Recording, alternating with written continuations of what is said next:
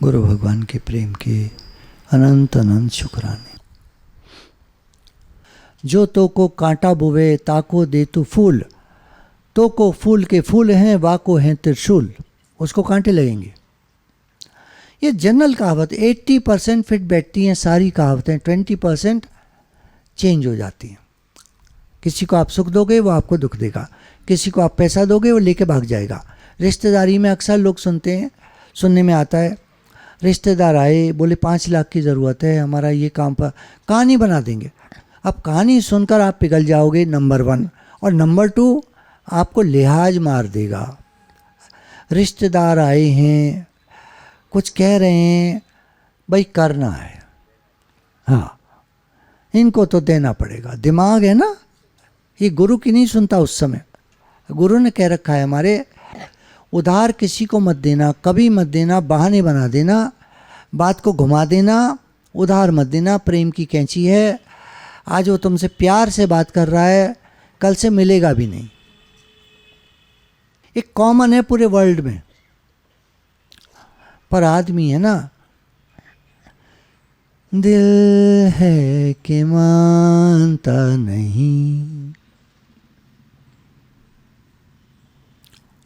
दे देंगे पैसा और तभी से वो कटना शुरू कर देगा। कटना जान दे, थोड़ा दूर रहना शुरू कर देगा। उसके बाद फ़ोन भी उठाना बंद कर देगा।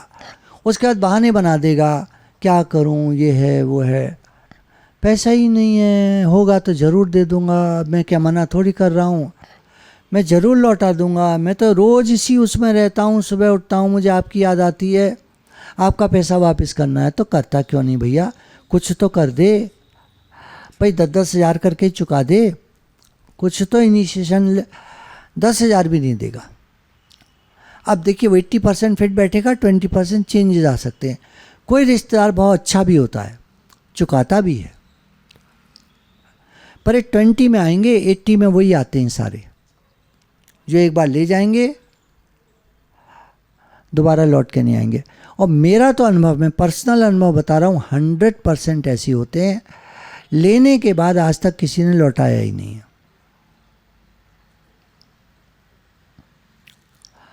पर आपके लिए इसलिए कह रहा हूँ क्योंकि आपके जीवन में एक केस आया होगा, उसने लिए होंगे और लौटा दिए होंगे, तो आप ये तुरंत कहेंगे आपकी बात गलत है, मेरे दोस्त ने लौटा दिए थे। तो मैं अपनी बात को सही करने के लिए आपको 20% की छूट दे रहा हूँ, लेकिन मेरे अंदर में मुझे मालूम है 100% ये रूल लागू करता है।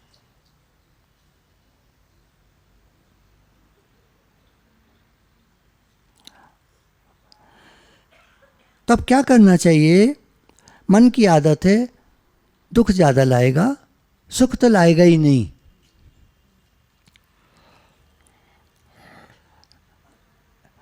तो क्या करना चाहिए? इसका उल्टा करना चाहिए हमको। हम चाय पीते हैं मन, तो हमको उल्टा करना चाहिए। मन कुछ भी बोले, मन लाएगा दुख, हमको बोलना चाहिए चुप कर। दिन भर में खुशी के मोमेंट्स नहीं आते क्या? आते तो हैं। आपने पानी पिया, आपको अच्छा लगा, आप थोड़ी देर सो गए, आपको अच्छा लगा, आपने कोई सीरियल देखा, आप हंसे, आपको अच्छा लगा। लगता है ना, दिन भर में आते हैं ना मोमेंट्स। एक काम हो जाता है तो खुशी आती है। खाना खाया, अच्छा खाना था, अच्छा लगा, मिठाई खाई, अच्छी लगी, अच्छा पच गया, ये और अच्छा लगा। बाहर का खाना कभी कभी गड़बड़ भी कर देता है, तो पच गया, बहुत धन्यवाद है, कुछ तो खुशी आई। कॉपी है आपके पास, सबके पास, कोई एक धन्यवाद लिखिए, कोई भी एक धन्यवाद लिखिए। आज का सुबह से अब तक, या कल का या परसों का, कोई याद आ रहा हो, कुछ भी एक अच्छी घटना हुई है, आपको अच्छा लगा है, 1 लाइन 2 लाइन लिख दीजिए जो आपको अच्छा लगा हो। मैंने भी एक लिख लिया। एक कोई धन्यवाद का मोमेंट लिखने से, कोई खुशी का मोमेंट लिखने से बहुत अच्छा लगता है। भगवान हमको सब कुछ देते हैं और उनको हम धन्यवाद नहीं कहते, उनको कैसा लगता होगा? कितने मज़दूर हैं जो सड़कों के किनारे फुटपाथ पर सोते हैं, दुकानों के शेड में सो जाते हैं, कितने रेलवे लाइन के ट्रैक के आसपास कहीं सो रहे होते हैं, या झोंपड़पट्टी होती है उसमें रहते हैं, कितने स्लम एरियाज़ हैं, मेरठ में भी होगा थोड़ा बहुत। तो ये सब को देखते हुए हम लोग, कितनी कृपा है भगवान की हम पर, हमको घर मिला है, रहने को ठीक ठाक है, ठीक ठाक पैसा है, जो भी जिसके पास जैसा है, पर रोटी सबको मिल रही है ना। दाल है, रोटी है, सब्जी है, सभी खाते होंगे। अब नहीं बनाते किसी दिन आप, वो एक अलग बात है, पर आपको मिला सब कुछ है। यहाँ सोल्जर्स हैं, बैरिक्स में रहते हैं, उसमें कौन सी सुख सुविधा होती है? घर की तरह थोड़ी आराम होता है। एक नाज़ों से पला बेटा किसी का आकर यहाँ बैरक में पड़ा हुआ है, कैसा लगता होगा उसको? और वो भी अपनी माँ के पास से आया है, वो भी अपने पिता के पास से आया है, उसकी भी अभी नई शादी हुई है, उसका छोटा बच्चा भी है, छोड़ करके आया है और यहाँ पड़ा है बैरक्स में, कैसा लगता होगा? तो हम लोग तो बहुत कृपा है हम पर भगवान की, हम लोग खुश हैं, हमको गुरु मिले हैं, हम सत्संग में बैठे हैं। कितने लोग हैं जो बाहर ऐसे वेले घूम रहे हैं, कोई लक्ष्य नहीं है जीवन का, विंडो शॉपिंग कर रहे हैं, कहीं होटल में, कहीं ढाबे पर बैठकर कुछ खा रहे हैं। लक्ष्यहीन जीवन है। हमारे आगे एक लक्ष्य तो है कि हम भगवान से मिलेंगे, एक बहुत बड़ा लक्ष्य है। तो दिन भर में खुशी के पल छोटे छोटे ज़रूर आते हैं, बड़ा भी आता है, छोटा भी आता है, अवश्य आते हैं। तो एक बार मुस्कुराओ।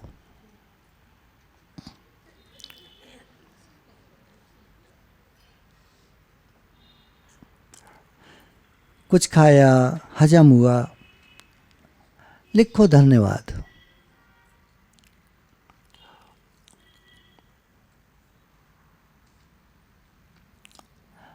रात को हम सो लिए, धन्यवाद। कुछ लोग तो हॉस्पिटल में पड़े होते हैं, सारी रात नींद नहीं आती है। आज हम लोगों को कोई ऐसी परेशानी, कभी आपने रात बिताई होगी हॉस्पिटल में? शायद किसी ने भी। कैसी रही थी वो रात? चाहे वो बहू के बच्चा हो रहा था, कुछ भी हो रहा था, एक रात आपने कभी बिताई होगी अस्पताल में, कभी याद करिए कैसी थी वो रात, और कितना स्ट्रेस, कितनी परेशानी, क्या होगा। कटती नहीं है वो रात, ऐसा लगता है 1 साल की रात है। घड़ी देखते हैं 5 ही मिनट हुए हैं अभी, और ऐसा लगता है कितनी देर हो गई, और घड़ी में 5 मिनट हुए होते हैं। नॉर्मल आदमी के तो खून निकल जाता है तो झट बन जाता है, थोड़ी बड़ी एज में अस्पताल में भर्ती है, खून ही नहीं बनता है, स्ट्रेस में होता है ना, परेशान होता है।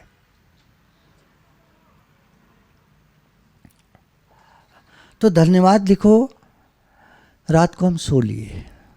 उदाहरण है, खा लिया, पच गया। परेशानी तो सबको आती है, सबको आती है जीवन में, कभी न कभी, कभी न कभी, कभी न कभी याद आते होंगे आपको वो दिन जब कभी परेशानी थी। मेरी एक प्रॉपर्टी थी, उसमें 3 किराएदार घुसे हुए थे। बाबा जी, दादाजी ने बनाई थी, पिताजी का शरीर जल्दी शांत हो गया था, दादाजी भी नहीं रहे। अब वो प्रॉपर्टी मैंने चाहा कि बेच दूं। वो तीनों किराएदारों ने कहा, ये तो हमारी हो गई जी, ये तो प्रॉपर्टी हमारी हो गई, एंसेस्ट्रल थी ना, पुरानी प्रॉपर्टी थी, ये तो हमारी हो गई। सोचिए एक बच्चे पर क्या बीतेगी जब उसका एक सहारा उसको जाता हुआ दिखाई देगा, और पैसे की कमी होगी, जिसको पूरा नहीं पड़ता होगा किसी भी तरह से। वो बच्चा अकेला क्या करेगा? मैंने वो दिन भी फेस किए। 3 साल तक कचहरियों के चक्कर काटे। मिलता क्या था? तारीख।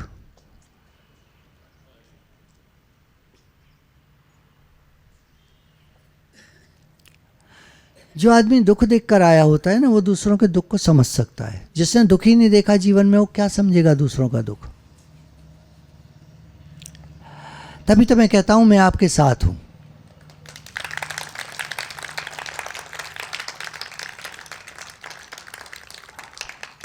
मेरे गुरुजी कहते हैं ये बात। माता जी लोगों से जरूर कहना, जो बुजुर्ग माता जी हैं उनसे जरूर कहना, आप मेरी माँ हैं और मैं आपके साथ हूं। कभी दिल से याद करना, आपकी दुआ कबूल हो जाएगी।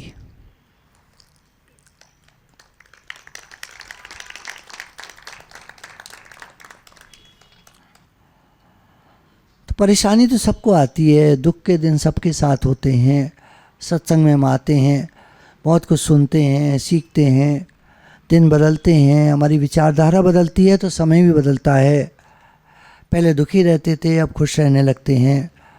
बहुत सारी परेशानियां कम हो जाती हैं, पैसा भी बढ़ जाता है सत्संग में आने से, सब कुछ ठीक होने लगता है। तो गुरु को हमेशा याद रखना चाहिए, जिनकी वजह से आज हमको जो कुछ भी मिला है उनका शुक्राना मानना, उनको याद रखना। गुरु मिले तो हमारे जीवन में खुशी आई, ऐसे धन्यवाद मानना, इससे हमारा जीवन आनंद में बीतता है। देखिए, हम सब जो सत्संग में आए हैं, हम पर भगवान की कृपा हुई है। बिना भगवान की कृपा के कोई सत्संग में आ नहीं सकता है। बिन हरि कृपा मिले नहीं संता।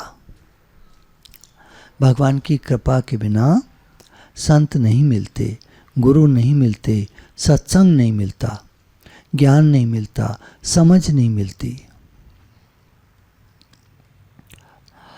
हर आदमी आप देखते होंगे अपने मन से चल रहा है। मेरा मन, मेरी मर्जी। यहाँ तक कि बच्चा भी थोड़ा बड़ा हो जाएगा, समझदार हो जाएगा, तो टोटल अपने मन से चलना चाहेगा। वो आपसे ऐसी चीज़ें मांगेगा जो आप देना नहीं चाहते, जो उसके लिए ठीक नहीं है, लेकिन वो अपनी डिमांड्स रखता है। और नहीं पूरा करो, पहले रोता है, फिर और बड़ा होता है तो मारने लगता है, फिर और बड़ा होता है तो आंखें दिखाने लगता है, चढ़ चढ़ के आने लगता है। कुछ घरों में मैंने यहाँ तक सुना, एक माँ ने बताया कि मैंने जब बेटे को ज़्यादा पैसे देने से मना किया तो चाकू निकाल लाया किचन में से और मेरे गर्दन पर रख दिया कि देगी कैसे नहीं। हर एक की बात नहीं हो रही है, सीखने की बात है। दुनिया कैसी है, मैं नहीं कह रहा कि हमारे साथ किसी के साथ ऐसा हो, लेकिन दुनिया कहाँ तक जा सकती है, कैसे लोग होते हैं दुनिया में, क्या क्या नहीं होता दुनिया में। आप सुनते रहते होंगे, बहुत सारे केसेस होते रहते हैं, बहुत सारी बातें होती रहती हैं। हम तो एक्चुअली जहाँ हैं ना, वहाँ हज़ारों लोग मिलते रहते हैं, हज़ारों, और काफ़ी सारे लोग अपने मन की बातें करते रहते हैं। तो उनसे आइडिया लग जाता है कि दुनिया कैसी है, इस समय क्या चल रहा है।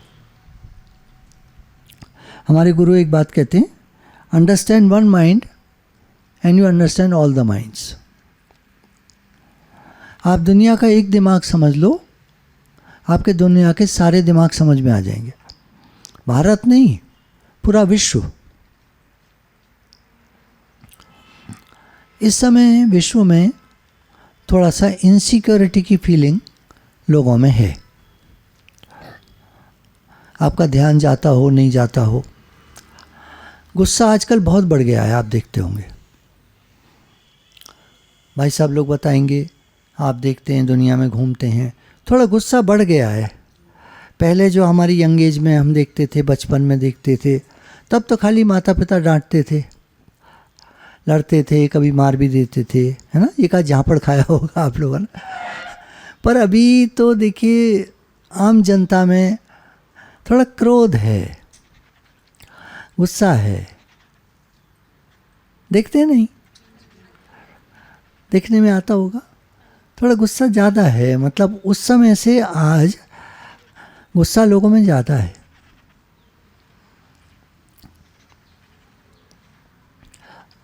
तो ये कहेंगे एडवांसमेंट हो रहा है। अच्छा, इसमें एक कारण पैसा भी है। पैसा थोड़ा बढ़ता है तो वो ईगो को बढ़ाता है, अहंकार को बढ़ाता है। और जब अहंकार बढ़ता है तो गुस्सा बढ़ता है, नेचुरल है। द्वेष बढ़ता है। पहले जो प्रेम था वो बचपन के दिन याद करिए, जब आप कभी गांव में होते थे, गांव में जाया करते थे या अपनी ननिहाल जाते थे, तो वहाँ जो प्रेम फील होता था आज वो नहीं रह गया। अभी बच्चे अपनी ननिहाल नहीं जाना चाहते, नानी के यहाँ नहीं जाना चाहते। हाँ, वो मज़ा नहीं है, वो बात नहीं है। हमारे समय में इतना मज़ा आता था नानी जी के यहाँ जाकर। अच्छा, हमारी मौसी जी के भी बच्चे इकट्ठे हो जाते थे, हम सारे कज़न्स इकट्ठे हो जाते थे, खूब ऊधम मचाते थे, खेलते थे, कूदते थे, भागते थे। अभी तो हर बच्चा वीडियो गेम लेके बैठ जाता है।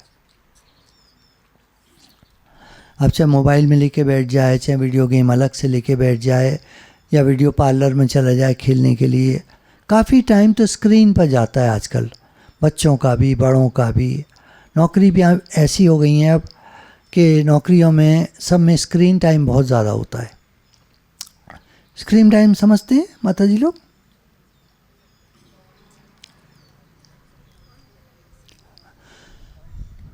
फ़ोन है मेनली, मोबाइल और कंप्यूटर्स, लैपटॉप कहिए या जो भी कहिए, इन पर बहुत टाइम जाता है आजकल की यंग जनरेशन का, क्योंकि उनका काम ऐसा है। ऐसा नहीं कि वो ऐसा कर रहे हैं, उनका काम ही ऐसा है। अच्छा, जितने एम्प्लॉयज़ हैं हर समय उनको मोबाइल पर रहना पड़ता है, मैसेजेस आते रहते हैं, उनको जवाब डालना पड़ता है, क्योंकि हर व्यक्ति तक वो नहीं पहुंच पाते हैं, तो बहुत सारा काम फ़ोन पर होता है। मजबूरी हो गई है। बाकी लोग जो थोड़ा फ्री हैं वो जब मोबाइल यूज़ करते हैं तो वो तो एक प्रकार का टाइम मतलब स्पेंड करना है। अब मैं कहूँ टाइम वेस्ट करते हैं तो गलत हो जाएगा। टाइम स्पेंड करते हैं, टाइम को खर्च करते हैं। लोग कहते हैं ना, हाँ कट रही है, जैसे किसी को कैसे हो, कट रही है। कट रही मीन्स टाइम को वो स्पेंड कर रहे हैं, खर्च कर रहे हैं। कहाँ पता नहीं, टीवी पर, मोबाइल पर, यूट्यूब पर, इंस्टाग्राम पर, जहाँ भी जो उनको अच्छा लगता है। दोस्तों में बैठना थोड़ा कम हो गया है, जो पहले हुआ करता था अभी वो कम हो गया है। मोबाइल में जितना आप चैनल देखोगे उनका, उस पर जितने ऐड आएंगे वो भी आप देखोगे, देखने पड़ते हैं, मजबूरी है। या आप प्रीमियम ले लो, प्रीमियम भी ले लो तो भी वो जो उनका एक्सपेंसेस है, खर्चा है, बांटा जाता है।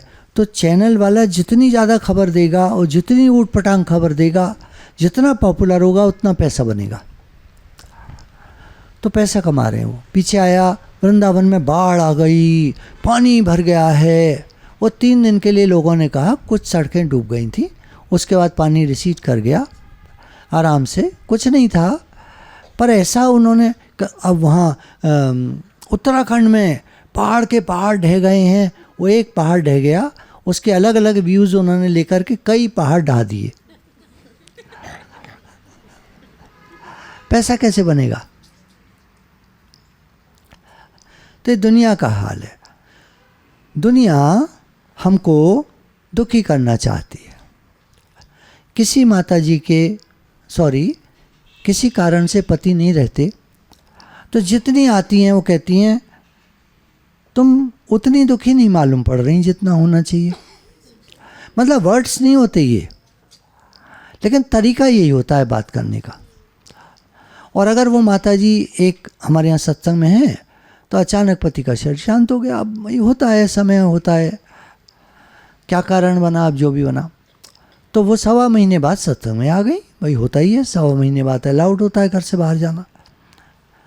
तो उनके रिश्तेदार कहते हैं तुम इतनी जल्दी मतलब सत्संग में आ गई, मतलब कहीं हमारा टूर गया था तो वहाँ पर आ गई वो। अच्छा, आउटिंग अलाउड होती है, मैके जाना है या कहीं और रिश्तेदारी में जाना है, वो अलाउड होता है। वो आ गई सत्संग में 4 दिन के लिए शिविर में। रिश्तेदारों ने कुछ बोला, उन्होंने जवाब दे दिया कि भाई मेरे बेटों ने अलाउ कर दिया, मेरी बेटी ने अलाउ कर दिया, बस मैं चली गई। मतलब उनका कहना था आप कौन होते हो बोलने वाले, ठीक है ना। तो क्या होता है, हमको दूसरे का दर्द, दूसरे की तकलीफ को कम करना चाहिए या बढ़ाना चाहिए? कम करना चाहिए। लेकिन दुनिया उल्टा करती है। अकेले गुरु होते हैं एक तरफ और सारी दुनिया होती है एक तरफ। ये मैं जब से सत्संग में लगा हूं मैं देख रहा हूं।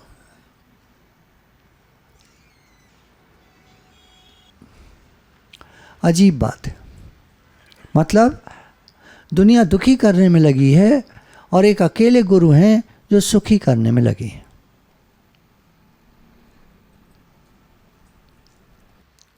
गुरु भगवान के प्रेम के अनंत शुक्राने।